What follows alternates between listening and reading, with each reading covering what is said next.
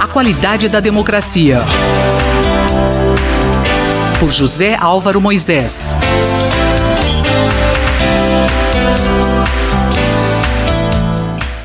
Professor Moisés, qual o tema da coluna hoje? A coluna de hoje aborda a declaração do deputado Eduardo Bolsonaro, líder do PSL, partido do presidente Jair Bolsonaro, na Câmara dos Deputados, sobre a eventualidade do governo adotar o ato institucional número 5 como uma possível resposta, uma eventual resposta para o caso de haver manifestações no Brasil semelhantes às que ocorreram no Chile, em contexto em que haja uma radicalização de parte da esquerda. É claro que uma primeira questão a considerar é que não há, no momento, em perspectiva, nenhuma manifestação dessa natureza prevista para ocorrer no país. Mas, para além disto, a questão importante é que, evidentemente, a menção a um instrumento adotado durante o período da ditadura militar tem um significado de ameaça à democracia. É impossível saber se essa foi a intenção do deputado Eduardo Bolsonaro, porque depois ele, diante da repercussão que houve das suas declarações, ele se desculpou e voltou atrás. Até mesmo o presidente Jair Bolsonaro desautorizou seu filho nessa declaração. Contudo, há uma série de questões que continuam envolvidas neste episódio. Professor, quais seriam essas questões? Em primeiro lugar, porque significa uma dificuldade de setores do governo, pode não ser dificuldades do conjunto do governo, mas de alguns setores, principalmente alguns círculos mais próximos do presidente, de eventualmente encararem problemas, desafios que o governo está enfrentando, não em termos de quais são, digamos, as medidas e as decisões que o governo tem que enfrentar para poder resolver esses dilemas ou esses desafios, mas de alguma maneira sentir que em circunstâncias como essa, medidas de exceção deveriam ser adotadas. Evidentemente não é um bom caminho para pensar o desenvolvimento da democracia brasileira. Mas eu penso que neste episódio, uma questão extremamente importante que ocorreu, e num certo sentido é uma surpresa, foi uma vigorosa reação de diferentes setores da sociedade civil, juristas, parlamentares, juízes, pessoas do judiciário ou mesmo de outros segmentos da população que claramente ficaram numa posição em que, digamos assim, não apenas divergem, mas mostram como a defesa do ato institucional número 5, num contexto de democracia como tem o Brasil, é uma anomalia que não se justifica sob nenhuma circunstância. Chamou a atenção também a declaração dada pelo general Augusto Heleno, o chefe da Secretaria de Segurança Institucional da Presidência da República, segundo quem, se o deputado Eduardo Bolsonaro defende a edição do ato institucional número 5, ele diz: seria necessário que o deputado indicasse sobre como fazer. É uma declaração péssima, horrível, porque indica que um ministro de um cargo extremamente importante do governo sequer admite a possibilidade. Quer dizer, ao dizer que teria que se indicar como fazer, ele está admitindo essa possibilidade, razão pela qual recebeu uma dura reprimenda do presidente da Câmara, o deputado Rodrigo Maia, que chamou atenção para o fato de que não cabe um ministro do governo eleito democraticamente fazer uma declaração como essa, num certo sentido, referendando a possibilidade de que haja a decisão da edição de um instrumento da ditadura, como foi o ato institucional número 5. O ato institucional número 5 foi um instrumento de perseguição, de tortura e, evidentemente, de suspensão dos direitos da liberdade do povo brasileiro, além de ter incluído também cassação de políticos, de jornalistas e de outras autoridades da vida pública, inclusive vários professores da Universidade de São Paulo. Convido, portanto, todos os ouvintes a voltarem a frequentar a coluna na próxima terça-feira. Muito obrigado. Eu, Simone Lemos, ouvi o professor José Álvaro Moisés. A qualidade da democracia. Por José Álvaro Moisés.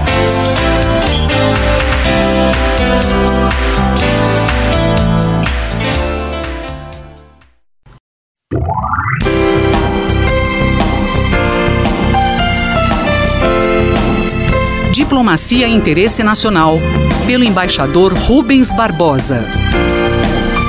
Você é sempre bem-vindo ao nosso Diplomacia e Interesse Nacional. O tema de hoje, reflexões sobre algumas vulnerabilidades do Brasil. Embaixador, de uma maneira crítica, pouco se fala dos pontos fracos do país. Qual sua análise sobre nossas vulnerabilidades? O Brasil como um país em desenvolvimento, tem grandes vulnerabilidades, resultado da deficiência de recursos, de ineficiências e de baixa grau de sofisticação de tecnologia. Sem falar na vulnerabilidade social, a pobreza, a deficiência da saúde, da educação, ou na deficiência econômica comercial, com a baixa produtividade e baixa competitividade.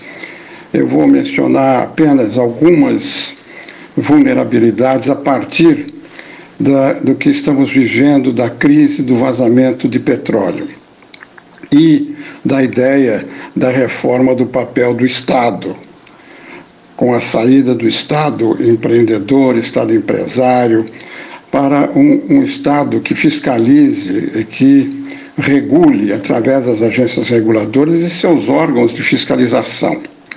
A primeira vulnerabilidade que eu mencionaria é o monitoramento do Oceano Atlântico. A Amazônia Azul, como os integrantes da Marinha gostam de chamar, a costa brasileira é extensíssima. 95% do comércio exterior brasileiro vão pelo mar. 45% dos peixes consumidos no Brasil são pescados no oceano. O grande impacto sobre o turismo na costa brasileira, a preservação das reservas naturais, como em Abrolhos. O desastre ecológico mostra que nós não estamos preparados, não só para aproveitar das riquezas que existem no subsolo marítimo, como minimamente para proteger os efeitos nefastos de desastres ecológicos como esse que nós estamos vendo, provocados ou não. Nós temos que corrigir isso através de meios para os órgãos responsáveis seguir, manter o monitoramento diário sobre essa área. Nós vemos que depois de julho, só agora, em outubro, que detectamos um navio que fez esse estrago todo. A segunda vulnerabilidade são os compromissos assumidos pelo Brasil nos acordos de meio ambiente desde 1992. Muitos acordos foram assinados, a maioria deles o Brasil cumpre e alguns não são cumpridos plenamente. Isso agora vai ter um efeito econômico, porque o Brasil assinou um acordo com a União Europeia, em que há um capítulo de desenvolvimento sustentável que vai ser verificável. Quais são os compromissos que o Brasil assumiu e que compromissos foram efetivamente cumpridos. A quarta vulnerabilidade é a segurança cibernética. Ataques frequentes a instituições do governo e a empresas. O Brasil não tem recursos financeiros para fortalecer o Centro de Defesa Cibernética para prevenir esses ataques. Recentemente, esse assunto ficou em evidência porque na Índia houve ataques seguidos contra instalações nucleares, o que mostra que nós precisamos fazer alguma coisa sobre isso. E a última vulnerabilidade são as deficiências fiscalizadoras de obras públicas aqui no Brasil. Nós não temos meios financeiros e estrutura do Estado para fiscalizar essas obras e evitar corrupção, evitar crises como a que nós tivemos no rompimento da barragem de Sobradinho, na queda 2 vezes da ciclovia no Rio de Janeiro, no seguido de desabamentos de prédios por falta de fiscalização. Com a retomada da economia e com a reforma do Estado, com a redução do papel do Estado, temos que deixar de lado considerações ideológicas e fortalecer os órgãos internos de fiscalização, regulamentação, para evitar catástrofes ambientais.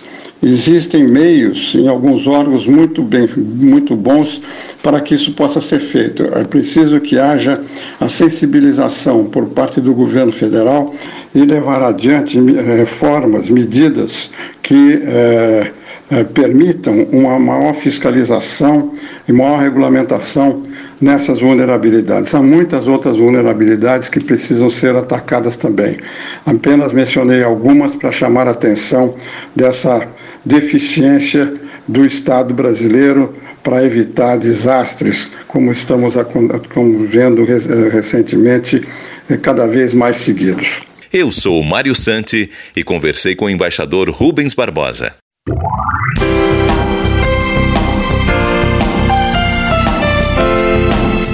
Diplomacia e Interesse Nacional, pelo embaixador Rubens Barbosa.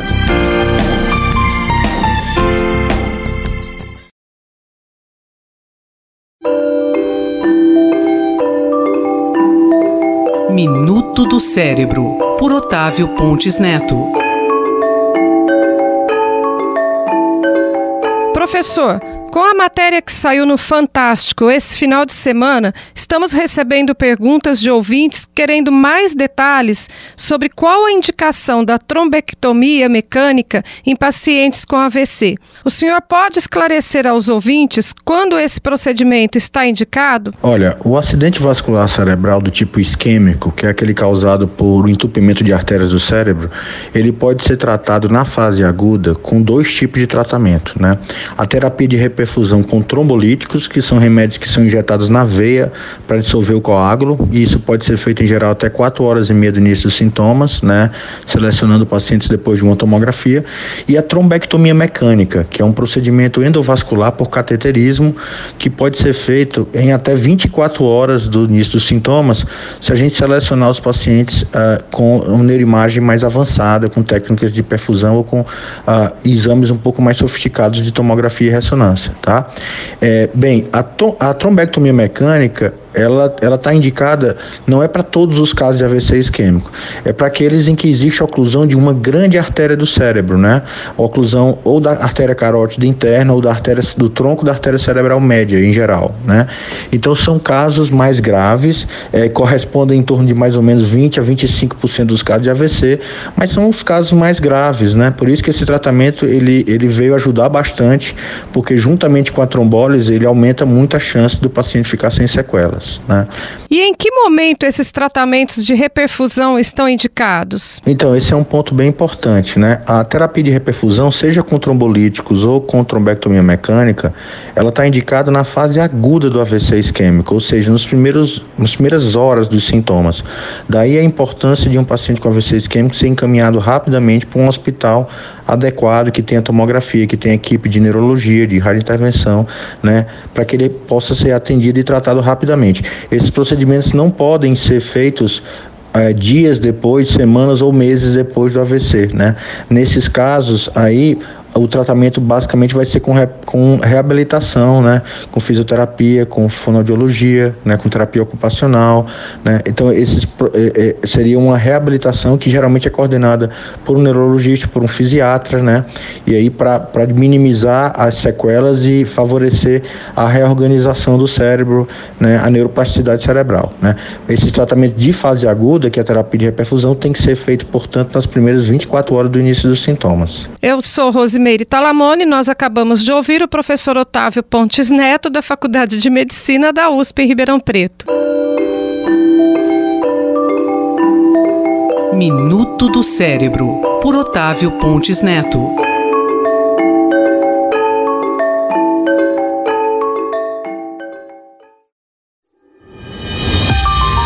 Cotidiano na Metrópole, com o professor Nabil Bonduki. Olá, professor. A gente tem visto o crescimento do uso de patinetes em algumas regiões de São Paulo. Como é que você vê esse fenômeno? Olha, eu vejo com muita preocupação, né, do ponto de vista do usuário. O patinete às vezes é atraente, parece um brinquedo de gente grande, e não só gente grande, porque a gente vê também até crianças usando o patinete. Mas ele é muito perigoso numa cidade como São Paulo, porque ele tem uma roda muito pequena. São Paulo tem muitas irregularidades no solo, quando não são buracos no asfalto, são bueiros, É um conjunto de condições de mobilidade que a roda pequena do patinete, ela não consegue resistir. Então é muito comum as pessoas caírem em função desses problemas do solo, fora o problema dos carros, se estiver andando na pista, fora os problemas que causa para os pedestres quando está na calçada e até mesmo na ciclovia causa problemas para as próprias bicicletas. Então, eu vejo com muita preocupação e não existe assim uma estatística confiável de acidentes. Eu vi uma pesquisa que foi feita que diz que num certo período calcula em mais ou menos 20 acidentes a cada 100 mil viagens, mas as viagens são muito curtas. E muitas vezes as pessoas não justificam esses acidentes. E o que me surpreende é que a maior parte desses acidentes são graves, com 84% dos acidentes com quebra de ossos ou com algum tipo de traumatismo que realmente causa problemas sérios para a pessoa.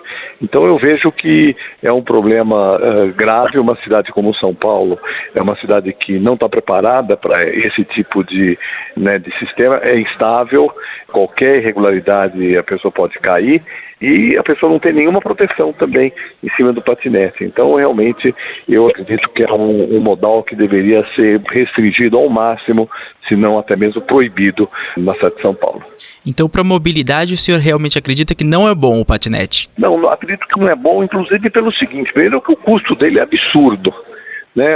Hoje, para você pegar um patinete, já começa pagando R$3 e depois paga mais 50 centavos a cada minuto andado. Ou seja, se você precisar andar 10 minutos do patinete, você vai gastar alguma coisa como R$5,50, ou seja, mais do que uma passagem de ônibus, vai andar 5 quilômetros no patinete. O patinete com a restrição de velocidade, que é inevitável, já é perigoso sem reduzir a velocidade. Com velocidades reduzidas, com velocidades mais amplas, ele é muito perigoso. Então, em relação a andar a pé ou eventualmente uma bicicleta, o patinete só tem desvantagens, porque também ele não é que ele é um veículo que, vamos dizer assim, saudável para as pessoas, porque ele não é um exercício físico. Andar a pé ou andar de bicicleta são exercícios físicos, ele é caro e, ademais, ele não tem aonde andar na cidade. Se andar na calçada é um problema para o pedestre, se andar na rua é um problema para o próprio patinete. Então, eu não vejo ele como uma solução adequada para a mobilidade. É claro que existem investimentos brutais sendo feitos nisso. Os números que eu vi, alguma coisa de 24 bilhões de dólares até 2025. Existem investidores que querem ganhar dinheiro com essa modalidade, mas ela não é boa para a cidade e não é boa também para o cidadão, que é atraído pelo modelo, mas corre grandes riscos. Ademais, o patinete não representa um modal interessante do ponto de vista ambiental.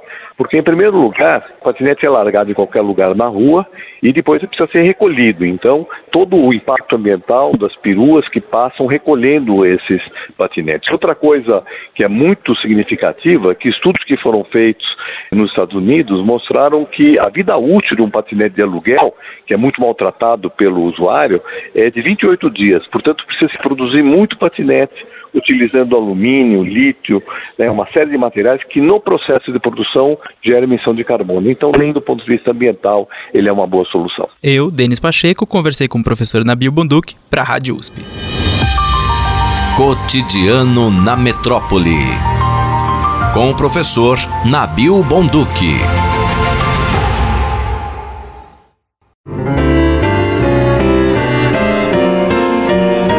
Doutor Bartô e os Doutores da Saúde, com João Paulo Lotufo. Doutor Lotufo, no sábado foi dia de finados. O doutor Bartô deve ter muitas histórias sobre essa data. Conta alguma pra gente? Então, na verdade, o doutor Bartô tem bastante história sobre esse tipo de problema, e uma delas é o seguinte: havia uma menina de 16 anos de idade que queria ir para a festa com o namorado. O namorado tinha 18 e tinha acabado de comprar um carro. E o pai dela, um italiano, aqueles italianões bem italianos mesmo, não queria deixar a filha ir de jeito nenhum, e foi uma briga, uma discussão, uma choração, e no fim ele decidiu: bom, você vai com o namorado, mas eu vou te buscar, porque já prevendo aí, naquela época, isso faz 50 anos, o horário de buscar era meia-noite. Hoje as festas estão começando à meia-noite, né? Então ela foi com o namorado, e na ida virou um carro na contramão. Esse motorista estava alcoolizado, bateu no carro de frente. Essa menina teve um trauma tronco-cerebral e acabou, hoje seria uma doadora de órgãos, ficou internada no Hospital das Clínicas por 3 semanas e pediram, depois de 3 semanas, para o pai assinar os papéis para desligar o aparelho, que a estava mantendo ainda, apesar de morte cerebral, né, uma vida corporal. Ele se recusou a assinar e aí essa menina acabou falecendo. Vivi isso bastante tempo. O Dr. Bartô levou a mãe dele, aos 87 anos, que ele faz isso todo dia de finados, a gente vai ao cemitério para visitar esse túmulo. E aos 87 anos, essa mãe disse o seguinte: que judiação fizeram com ela. Por que eu estou contando essa história? Porque esse problema de beber e dirigir já existia e existe até hoje. Parece que o pessoal não se conscientiza nisso. Então, a morte de uma pessoa, 50 anos, a família carrega esse tipo de situação depois de 50 anos e ainda chora por isso. Doutor Lotufo, ainda tem muita gente burlando as leis, bebendo e dirigindo depois. O que precisa mudar de fato? A gente precisa mudar esse tipo de conceito. Eu tive num hambúrguer aqui perto de casa, encontrei um casal e falei: pô, vocês estão comendo aqui também? É, porque aqui eu posso beber e dirigir até minha casa, porque não vou encontrar nenhum policial. Então, a mentalidade do brasileiro ainda é essa. Eu posso beber e dirigir porque eu não vou ter nenhum problema. E uma dose de álcool, um chopes, uma pinga ou um cálice de vinho altera o indivíduo em relação à percepção de velocidade e outras coisas mais. Então, o que acontece: se beber, não dirija. Se dirigir, não beba antes de dirigir. Esse é o recado, porque a gente sabe a semelhança do Dr. Bartô comigo, ela é real. E a gente sabe o sofrimento de uma família que perdeu alguém há 50 anos atrás e ainda carrega isso até hoje. Um grande abraço a todos. Eu sou Sandra Capomatto, você ouviu o Dr. João Paulo Lotufo, pediatra da Universidade de São Paulo, responsável pelo projeto Dr. Bartô. Dr. Bartô e os Doutores da Saúde, com João Paulo Lotufo. Um olhar sobre o mundo, com Alberto do Amaral Júnior. Doutor Alberto do Amaral, o que dizer sobre essas manifestações na América Latina, hein? A América Latina se viu abalada por uma série de manifestações nas últimas semanas. Vários países da região conheceram protestos populares sem precedentes e com causas e consequências muito diferentes. Vamos analisar algumas questões que são específicas e algumas questões que são gerais a esses protestos. Vejamos, por exemplo, o caso do Chile. O Chile é um caso emblemático porque é um país considerado rico para os padrões da América Latina, com uma alta renda per capita, e conseguiu promover a inclusão de grande parte da população nos níveis de consumo de uma economia de mercado. Muito embora a desigualdade no Chile ainda permaneça relativamente alta, o Chile é o terceiro país mais desigual da América Latina. Logo, o que aconteceu no Chile foi ao mesmo tempo uma vitória e uma demonstração dos limites do modelo implantado desde o período da redemocratização naquele país. O caso da Bolívia é um caso muito diferente, porque o caso da Bolívia envolve uma contestação às sucessivas reeleições do presidente Evo Morales e aos resultados do último plebiscito e da eleição recentemente ocorrida naquele país. O caso da Bolívia é um caso muito perigoso, porque pode provocar uma desintegração do país, uma venezuelização da Bolívia, ou seja, as províncias mais ricas, entre as quais Santa Cruz, se manifestam radicalmente contrária às províncias mais pobres, com uma população de base indígena, na qual o presidente Evo Morales tem apoio popular. O que está em causa, portanto, a legitimidade das últimas eleições e a permanência do presidente, uma reivindicação de maior liberdade. O que existe no Equador é uma situação um pouco diferente.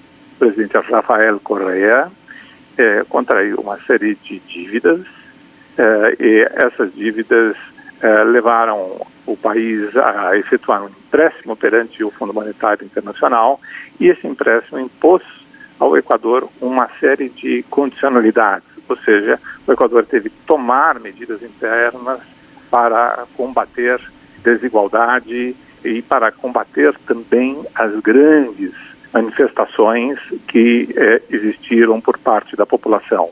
Mas a causa dessas desigualdades, dessas manifestações, são os gastos públicos excessivos por parte do Estado, que levou a um endividamento sem precedentes. Professor, e as relações entre Brasil e Argentina estão estremecidas? As relações entre Brasil e Argentina estão relativamente estremecidas. Elas já vêm estremecidas desde a posse do novo governo brasileiro, e elas foram sendo deterioradas cada vez mais nos últimos tempos, a ponto de o presidente da Argentina, Maurício Macri, e o presidente eleito, Alberto Fernandes, declararem serem inaceitáveis manifestações de governos externos em relação ao processo eleitoral argentino. Mas a existência de boas relações entre o Brasil e a Argentina é absolutamente fundamental para a solidez do Mercosul, é absolutamente fundamental para o Brasil, já que a Argentina é nosso maior mercado na América Latina, e é muito importante porque a Argentina é nosso vizinho e nós temos que ter uma relação pacífica, uma relação de boa convivência e uma relação que possa ser mutuamente benéfica do ponto de vista econômico, social e político para ambos os países. Portanto, é indispensável que o Brasil e a Argentina busquem fortalecer o Mercosul, respeitando as diferenças de cada país e os processos eleitorais que levaram ao governo presidentes com características diferentes. Eu sou Sandra Capomatto, você ouviu o professor de Direito Internacional, Dr. Alberto do Amaral Júnior, da Faculdade de Direito da Universidade de São Paulo. Um olhar sobre o mundo com Alberto do Amaral Júnior.